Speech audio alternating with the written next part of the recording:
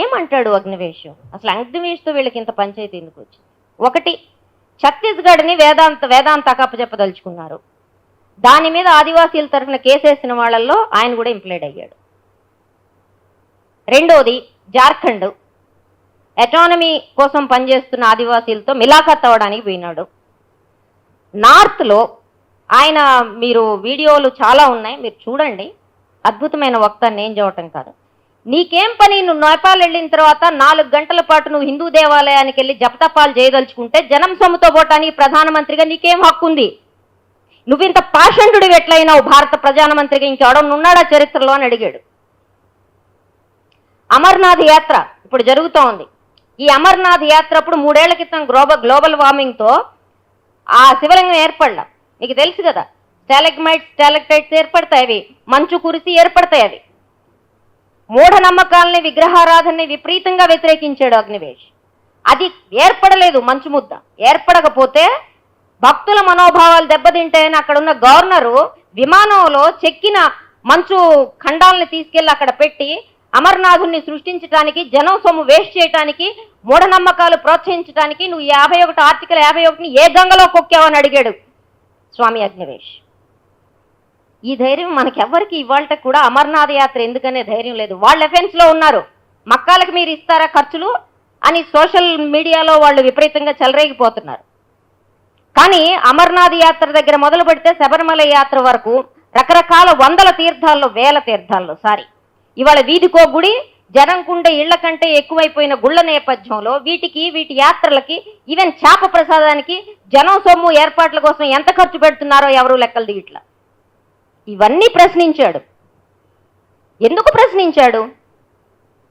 ఒకటి, చాలా స్థిరంగా స్వామి అగ్నివేష్ నమ్మాడు, నిరాకారుడైన దేవుణ్ణి ఈ బాబాలు స్వాములు సొమ్ము చేసుకుంటున్నారు, అలాంటివేమీ లేవు, మీరు వాళ్ళెవరిని నమ్మొద్దు. మరి ఈ మాట అన్నాక రామ్దేవ్ బాబా ఏమవ్వాలా, శివశంకర్ ఏమవ్వాలా, జగదీష్ ఏమవ్వాలా, జగ్గి వాసుదేవ్ ఏమవ్వాలా? ఈ జగ్గీలే కదా ఇప్పుడు నడిపిస్తుంది మొత్తం దేశాన్ని. మొత్తం స్వాముల బాబాల ఇక చెప్పక్కర్లేదు. ఆశారాం బాపును ఇట్లాంటి వాళ్ళైతే ఏకంగా ఈ పర్వర్టెడ్ ఫెలోస్ మైనర్ బాలికల మీద అత్యాచారం జరపడం దైవ కార్యం అనే దశకాళ్ళు వెళ్ళిన తర్వాత వాళ్ళందరి మీద మాట్లాడాడు. ఆయన చాలామందికి తెలియదు, ఆయన ఎమ్మెల్యే అయినాడు, మినిస్టర్ కూడా చేసినాడు హర్యానాలో. ఆ తర్వాత రూప్ కన్వర్ సతీ సహగమనం జరిగినప్పుడు అందరికీ వ్యతిరేకంగా, ఫెనటిక్స్కి వ్యతిరేకంగా రాజస్థాన్లో పాదయాత్ర చేశాడు ఆయన. మనం ఇక్కడ మహిళలు యాంటీఆర్కు సారా వ్యతిరేక ఉద్యమం నడిచినప్పుడు ఆయన సంఘీభావంగా విపరీతంగా పర్యటన చేశాడు.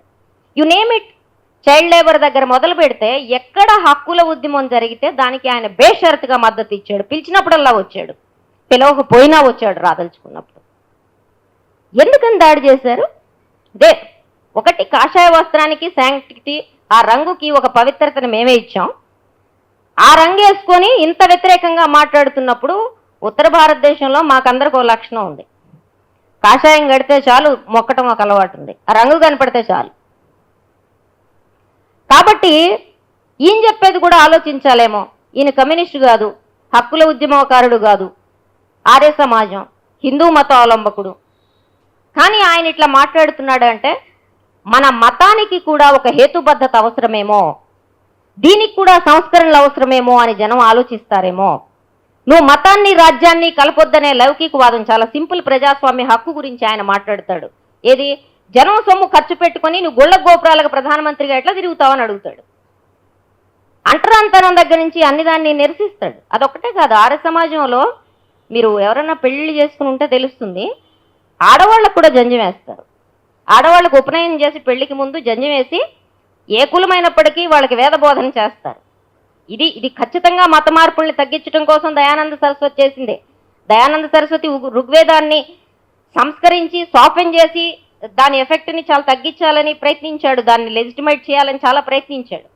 But with all the efforts ఇవాళ ఆర్య సమాజంలో ఆయన చేస్తున్న పనికి సంబంధించింది ఏంటి? ఆయన హక్కుల కోసం నిలబడుతున్నాడు. హక్కుల కోసం నిలబడే వాళ్ళతోనూ మతాన్ని వ్యక్తిగతంగా ఉండాలి, నేను నమ్ముకుంటున్నాననే వాళ్ళతో హక్కుల కోసం పోట్లాడే ఎవరికి పంచాయతీ ఉండాల్సిన అవసరం లేదు. ఒక ఊర్లో నైవేద్యం అమ్మదేవతలకు పెట్టుకుంటాము అన్నాళ్ళ పట్ల మనకి ఎట్లా అయితే టాలరెన్స్ ఉంటుందో అదే రకమైన కట్టసిని మనం వాళ్ళకి ఎక్స్టెండ్ చేస్తాం. కానీ వాళ్ళల్లో ఉండే సాఫ్ట్ నేచర్, ఒక మృదువైన భావాన్ని, అందరినీ కలుపుకుని పోవాలా, ఇది చెప్పింది కూడా కరెక్టే కదా అనే భావన రావటం కూడా ఎలక్షన్స్ ముందు వాళ్ళకి ఇష్టం లేదు.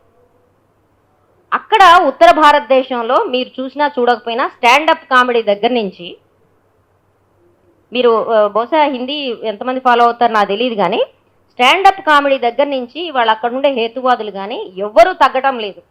వాళ్ళకి మీడియా ఒకటి దొరికింది, సోషల్ మీడియాలో ఉతికి ఏకి అవతల పడేస్తున్నారు.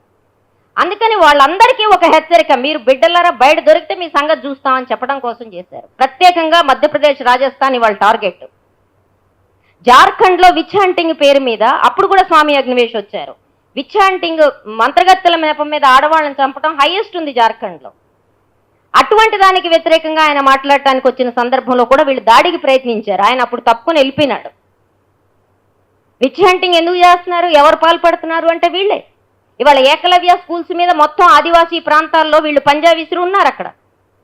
ఇవాళ అగ్నివేష్ మీద దాడి జరిగిన తర్వాత కూడా మీరు సోషల్ మాధ్యమాల్లో చూస్తే ప్రచారం ఏం జరుగుతోంది అంటే ఈయన మత మార్పిడిని ప్రోత్సహించడానికి వచ్చాడు అని. స్వామి అగ్నివేష్ గురించి ఇతను ద్రోహి, కాషాయం మూసిగేసుకొని మరీ ఇతను మత మార్పిడిని ప్రోత్సహించడానికి వచ్చాడు. దానికి వాళ్ళు చెప్తున్న ఉదాహరణ ఏంటంటే, గోద్రా మారణకాండ జరిగిన తర్వాత ఈయనను ఒక బిషప్ కలిపి గోద్రాలో జరిగిన, మొత్తం గుజరాత్లో జరిగిన మారణ హోమం పేరు మీద ఒక పుస్తకం వేశారు. ఆ పుస్తకాన్ని ఉదాహరణ చూపించి వీళ్ళు క్రిస్టియానిటీతో ఈయన కలిసి ఉన్నాడు అని చెప్పి చెప్తూ దాన్ని సామాజిక మాధ్యమాల్లో వాళ్ళు ప్రచారం చేస్తూ ఉన్నారు. అంటే ఏదో ఒక ముద్ర ఇయ్యాలి, అట్లాగే అందాక అక్కర్లేదు. ఈ గోలంతా జరుగుతున్నప్పుడు ఈ కత్తి మహేష్ విషయంలో మీరు చూస్తే ఈ ఏదో ఒక ఛానల్ యాంకర్, అందులో ఒక అమ్మాయి TV9లో దేవి అని ఉంది, ఒక అమ్మాయి పేరు సుమతి థామస్. అది పట్టుకోగానే ఆ అమ్మాయి మీద ఇదిగో ఇది ఇక పరికిరాని భాషలో ఇదిగో దీనివల్ల ఇదంతా స్టార్ట్ అయిందని చెప్పి ఆమె మీద ట్రోలింగ్ మొదలుపెట్టారు. కాబట్టి అర్థం చేసుకోవాల్సింది ఏంటంటే, ఇది స్వామి అగ్నివేష్ మీద జరిగేది, ఇది ఉత్తర భారతదేశంలో ప్రత్యేకంగా హిందీ స్పీకింగ్ ప్రాంతాల్లో ఇది చాలా తీవ్రమైన వార్నింగు. ఎందుకని ఆయన చనిపోకుండా బతికినాడు అనేది నాకు కూడా ఆశ్చర్యకరమే. బహుశా టూల్స్ సరిగా సప్లై అవ్వలేదో, లేకపోతే జనం కూడటం వల్ల అక్కడ ఉండే వాళ్ళు, బయట మీటింగ్కి వచ్చాడు కాబట్టి అక్కడ ఉండే వాళ్ళు తప్పించడం వల్ల వాళ్ళు బయటపడ్డాడు. లేకపోతే ఆయన కూడా గౌరీ లంకేష్ స్థాయిలో ఉండేవాడు రైట్స్లో. మిత్రులారా, మనం ఎవ్వరం దీనికి అతీతులం కాదు, చెప్పదలుచుకున్నది. ఎవరూ అతీతులం కాదు. ఏం చేస్తాం, ప్రయాణాలు మానేసుకుంటామా, ఇంట్లో కూర్చుంటామా? ఆయన ఇదిగో నార్త్ తిరుగుతానంటున్నాడు. సౌత్ వరకు పర్లేదు, పిలిస్తే ఎవడన్నా వాళ్ళకనన్నా పడుతాడు, అయ్యా హెల్ప్ చేయమంటే. నార్త్కు పోండి.